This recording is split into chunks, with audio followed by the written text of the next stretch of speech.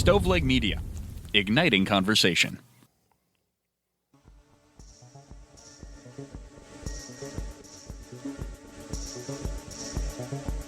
Welcome to True Crime to Go. What can I get for you? Look, I'm here trying not to get a traffic ticket. I need you to give me a case that's really, really ridiculous, but holds up the court in a major way. Pull up to the second window and we'll see you next crime. Welcome to True Crime to Go. I am John here with Jamie as always. I hope that you all have a fun time listening to these cases because I sure am prepared to have a good time talking about them. Yeah, Jamie, how you doing, man? I'm good. This is one that, I don't know. It's kind of frustrating to me. Like, it's entertaining. I like that it's adding different conversations to college athletics, but I just am so frustrated that it's taking so much time away from things that are more important. When I was growing up and I started having conversations with my folks about what I would do when I grew up, I didn't know that you could be a sports attorney, like an attorney who focuses their time on law in the sports field. But that's where we stand in 2026. Jamie, there's a high-profile case happening right now in Knoxville, Tennessee with a young man named, I say young, that's relative, with a man named Joey Aguilar. My Uncle Joey. Who has played, he was a starting quarterback for the Tennessee Volunteers last year, did a really good job. He wants to have, I think, his 7th year in college football next year and is tied up in a legal battle.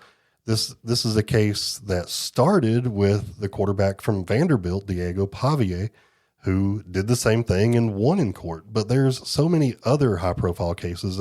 We can talk at least about 2.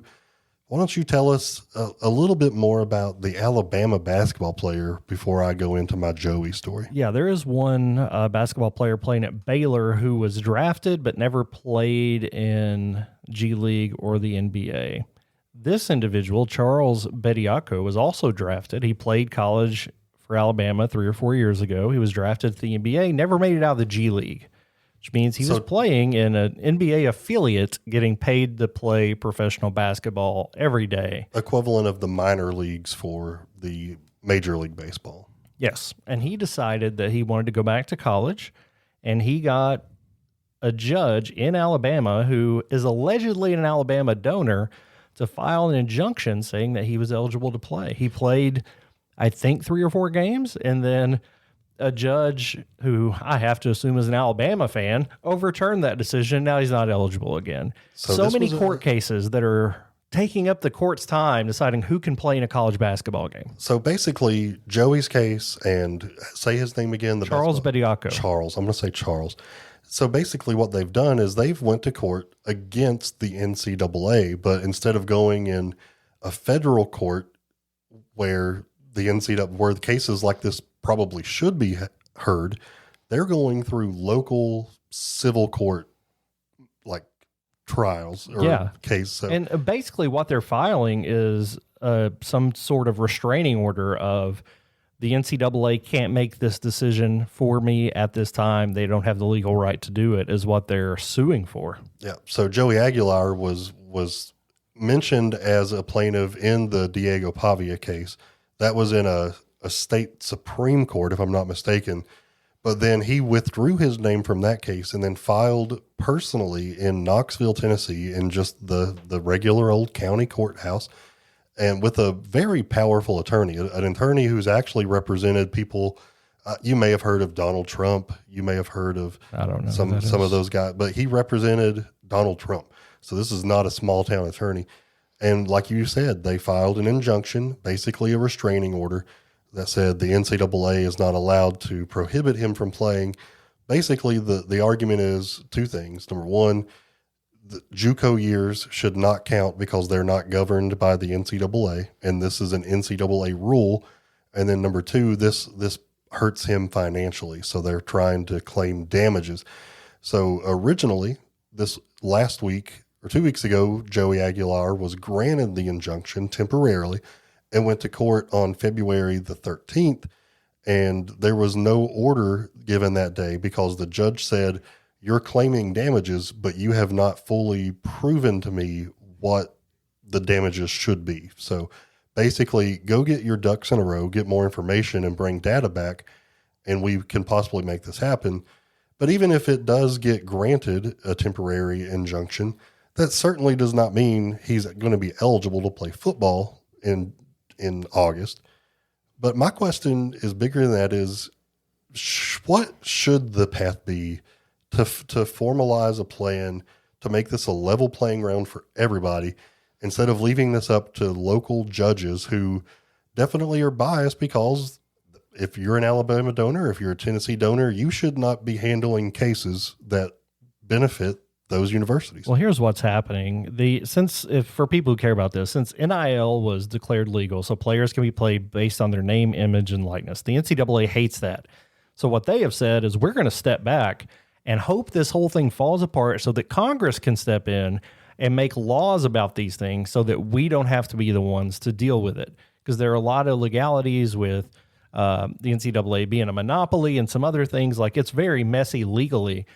Congress, I think, is waiting around to say, nope, NCAA, you're going to have to find a way to make this, make blanket policies, because right now it's the Wild West. Transfer, play, pay, whatever. It literally is a dumpster fire with two firefighting agencies looking at it like, this is not my problem. This is your problem. No, this is your problem.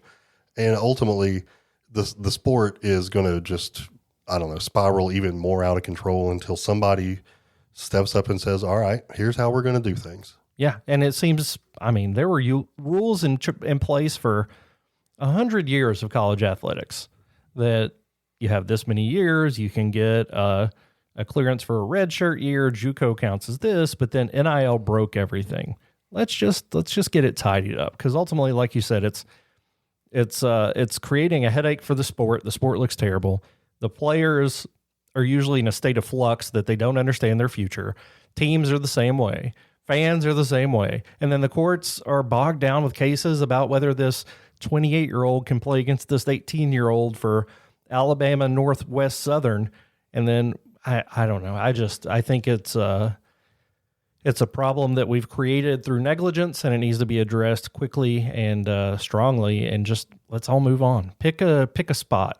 Yeah. Crap or get off the pot, guys. I think there's going to have to be some major NCAA oversight. The problem is they're a joke right now. So they can make a rule, but basically there's so many schools saying, nah, we're not doing that. Yeah. So, but then they have no power. So it's almost like Congress needs to give them more power, but that could be a train wreck. Yeah. They don't.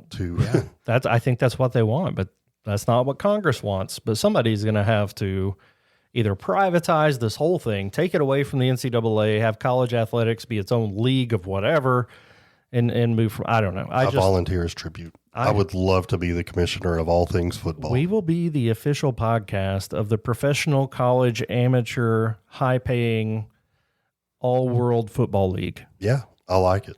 I hate that it's bogging down the courts, and I hate that so many people are living in uncertainty because of it. Because you don't know, am I going to be playing against a guy who played against Wemby last week, or am I going to be playing against somebody I played in high school 2 years ago? Like, what's the deal?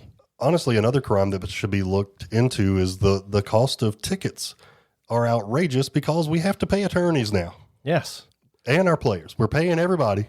Everybody gets paid except us. Yeah, this has been a crime. In 10 minutes or less. Would you like crime with that?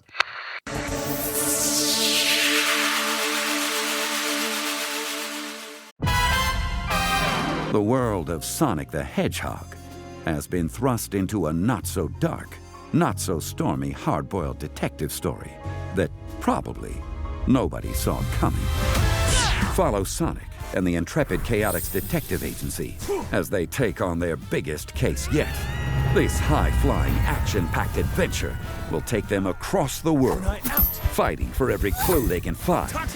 It's one heck of a tale, which is good, because this story might be the only thing that can save their lives. Well, if that's all, I can just dispose of you. Wait, what? All will be revealed in Sonic the Hedgehog presents The Chaotix Case Files. Listen now, wherever you get your podcasts. The Chaotix are on the case. You've listened to True Crimecast, distributed by Stoveleg Media. Check out stoveleg.com to find out more about your hosts and to find other podcasts to listen to. Stoveleg Media, igniting conversation.